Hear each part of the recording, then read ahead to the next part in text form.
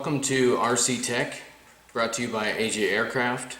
On this episode we're going to be talking about the AJ Aircraft fuel tank and fuel tank maintenance. Once you get your fuel tank and open the box, take out the components, you're going to find that you have a fully assembled fuel tank as advertised.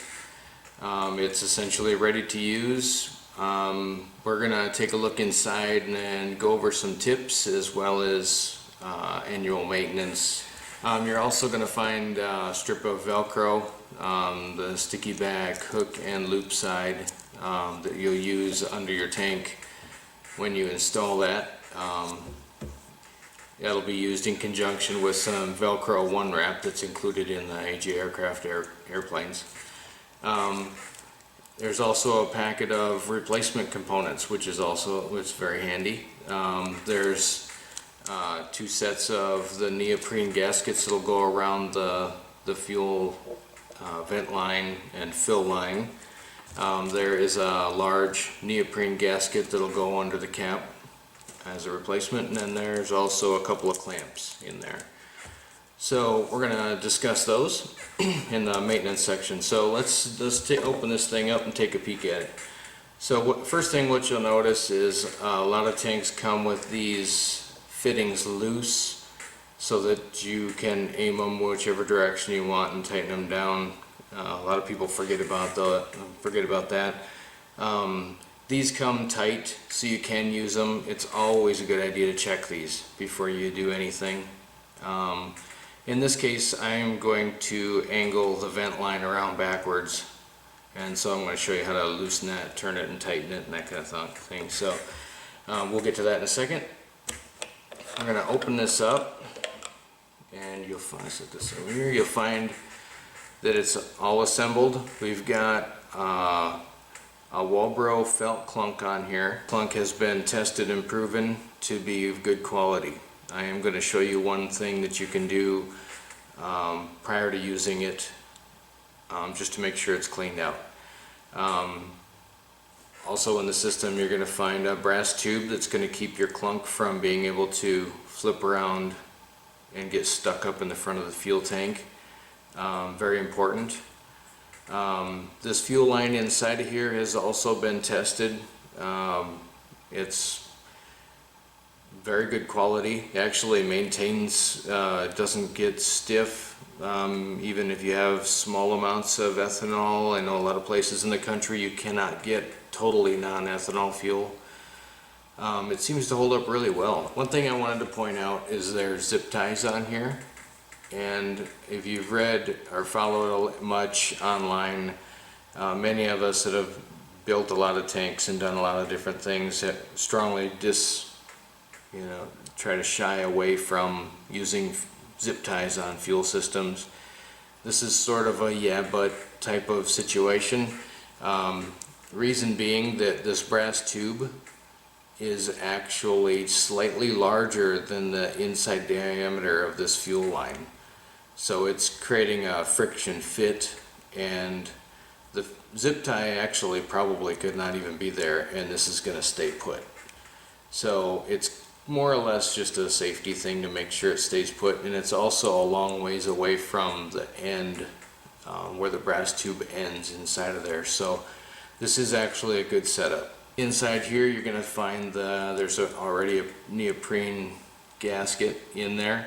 The AJ Aircraft tanks use this method instead of an O-ring. There's no pluses or minuses really to this system versus the O-ring. They both essentially do the same thing.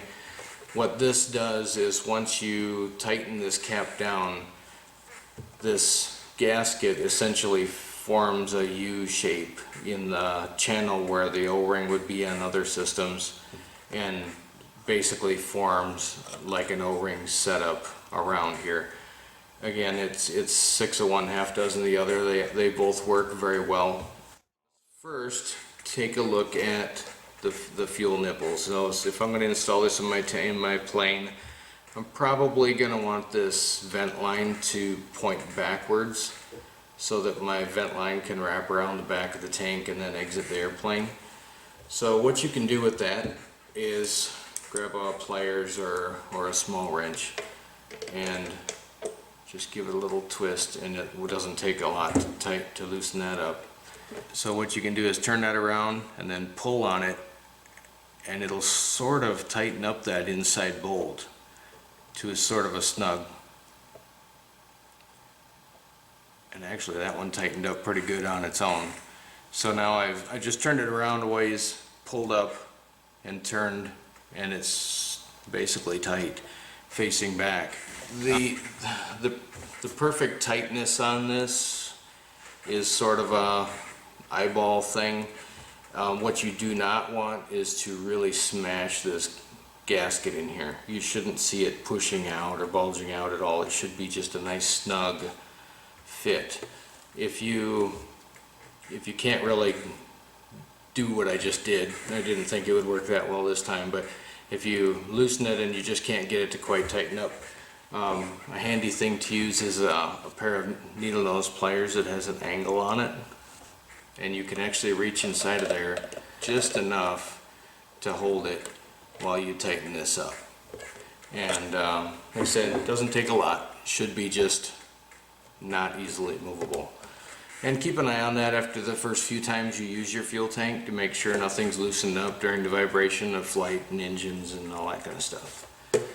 What I would recommend to do with the felt clunk before using it is, if you have an air compressor, a good thing you can do is like this is like a football or a basketball filling nozzle.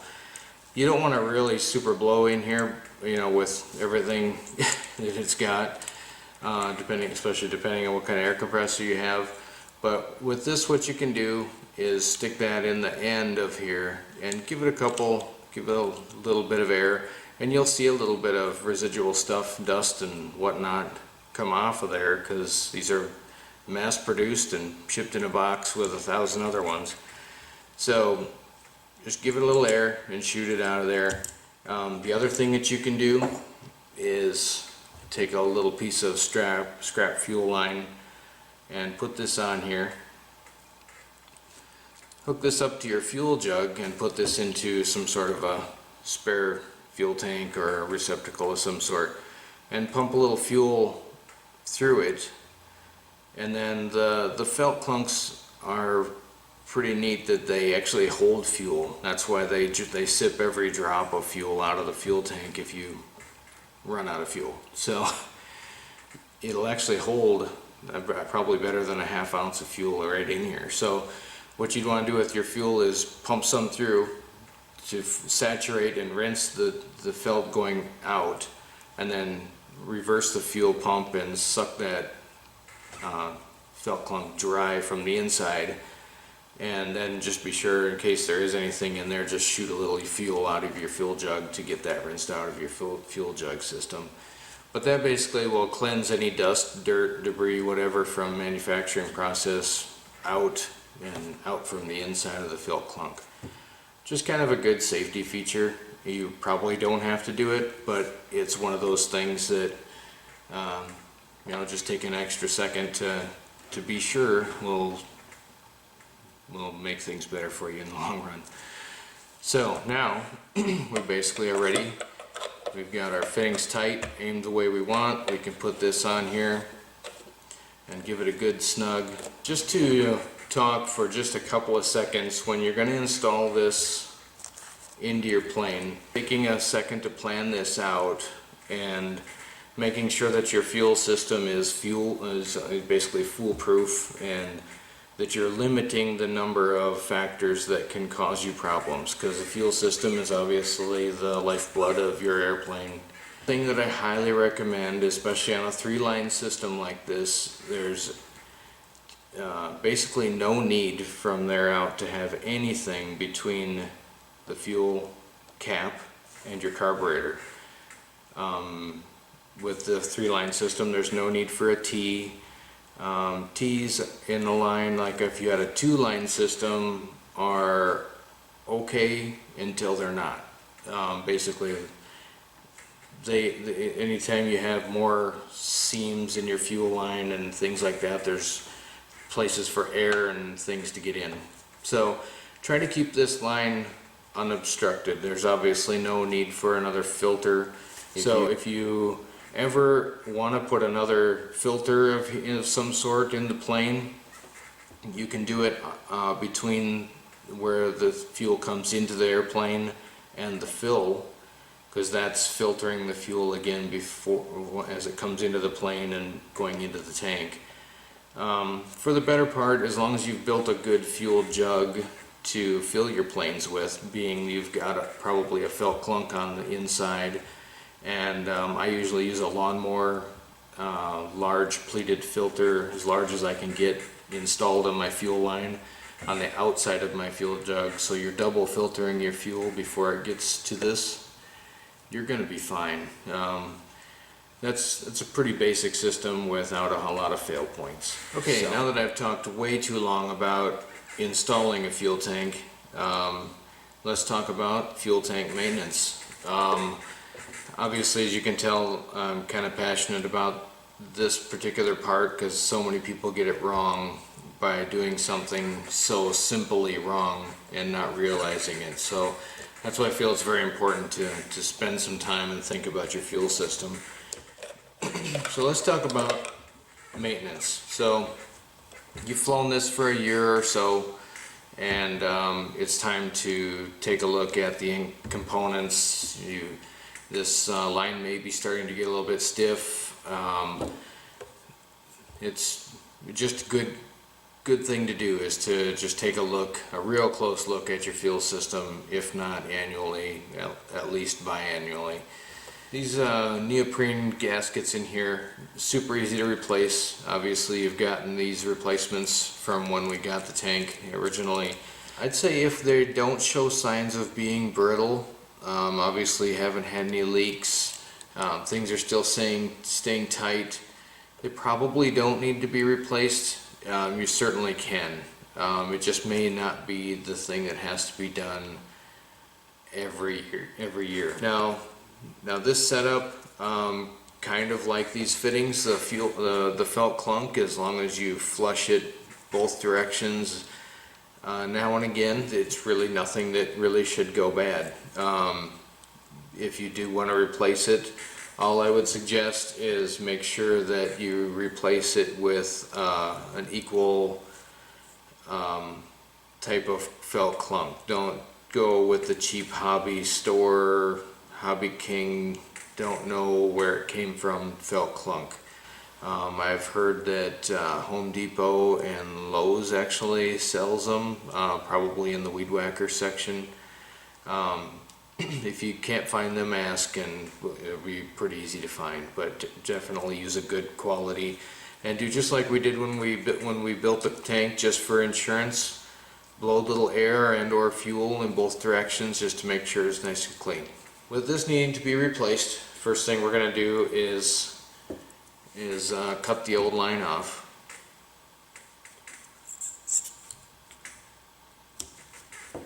And we're going to take pliers, and one thing about these clamps that you'll find in here is they generally are real a pain. They aren't really designed to pinch and pull off.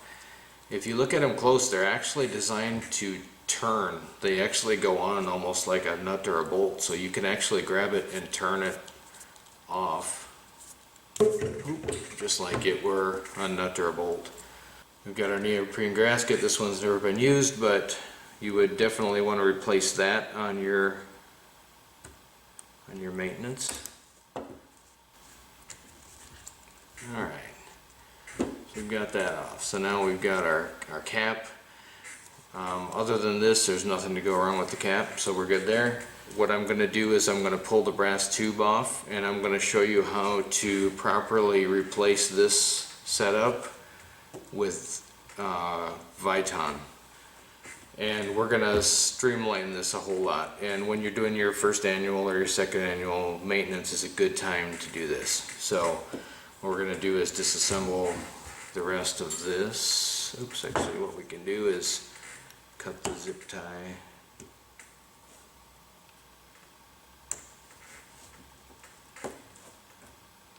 Okay, so now we've disassembled our fuel line. We've got the cap, which doesn't need anything for maintenance. I'm going to reuse the brass tube that was in the original tank, and I've got a new neoprene gasket for up front here. So what we're going to do is we're going to use high quality actual Viton. If you do get it from someplace like McMaster Car, please note that there are two types of Tygon on there. There's soft and I think they call it either hard or firm. You definitely want the soft. It's completely different material. It's not very clear on McMaster Car. So, and also try to stay away from getting colors. Just stay with basic black because you know what's in it. Colors add additives that may or may not be fuel friendly in the long run. So get the soft Tygon, basic black, 1/8 inch ID. I believe it's 1/4 inch OD. Very simple to find. Also, I believe Sullivan sells actual Viton and a couple other places, but McMaster's a great place to get it. So what we're going to do is first I'm going to cut myself a couple of clamps. Now you can use the clamps that came on here. They're a bit of a pain to get over this fuel tubing because it's a fair bit larger. So what we're going to do is cut a couple of pieces of Viton that are about 3/16 of an inch. Okay, those are going to be my clamps. We're going to do it just like the old glow days, where you just use a piece of fuel line as a clamp over top of your fuel line. So in this case, I'm going to rebuild this. I'm going to use an actual replacement Walbro clunk. I've already blown some air through it to clean out, and I'll probably flush it with fuel both directions before I put it in my airplane. So what I'm going to do is take a pair of pliers. I'm just going to spread this out a little bit and put it over the end of my fuel line. So it's going to look like that. Okay. Now if you take a syringe and put a little bit of red line on there, or whatever engine oil you use, your preference, or if you want, just put a little shot of gas in there that's mixed with your oil. There's plenty of oil in there to make this work. What you want to do is just put a very little bit on the end to get it wet. And then we'll put that in here through the clamp. We need some lubrication on there because that's going to be very tight with that extra ring on there. Now the fuel will evaporate, basically dissipate and be gone, and you will have to cut this back off in time when you want to replace. When it comes time that you want to replace this system, you'll have to cut that off. So it's going to work just great. With the felt clunk, you can have it a good inch away from the back of your tank and it's still going to do just fine. I like to do about 3/4 or so from the back, and if it happens to grow and start to touch the back, I'll just open it up and cut a little bit off my line. But I like to have it about 3/4 of an inch from the back. So what I'm going to do is just mark that with my fingers from the end of the gas tank here. Pull that out. So I'm going to go ahead and cut that off.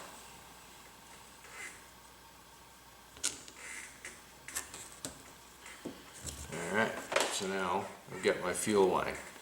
Now we need this brass tube, but what we're going to do instead of cutting this Viton is we're going to just insert it in there. We're going to go back to our fuel and or oil, and I'm going to actually just insert a little bit of fuel inside the line here. Just a few drops in there. And that's going to lubricate it up enough that we can get it in there. What we're going to want to do is find an Allen wrench that's about the same, that just won't fit inside of that fuel line. Looks like this case 3mm is going to be our choice. So what we're going to want to do is we've got some fuel inside the line. I'm also going to put some on the outside here.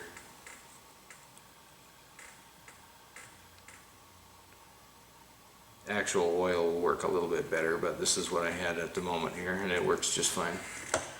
I'm going to go ahead and just kind of snake that in there as far as I can.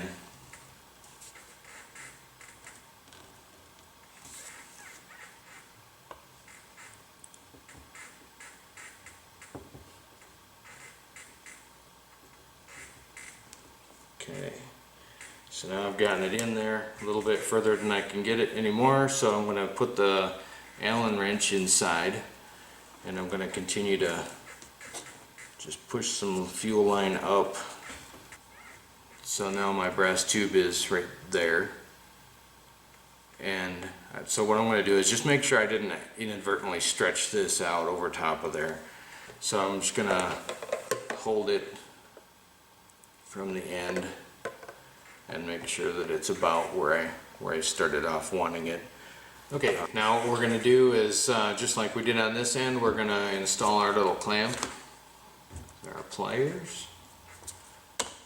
Stretch that out just a little. Alright, so we've got that installed on the end, just like the other side. Now what we're going to do is make sure we get our neoprene gasket put on here. We're going to put a little bit of fuel again, or oil, on the inside.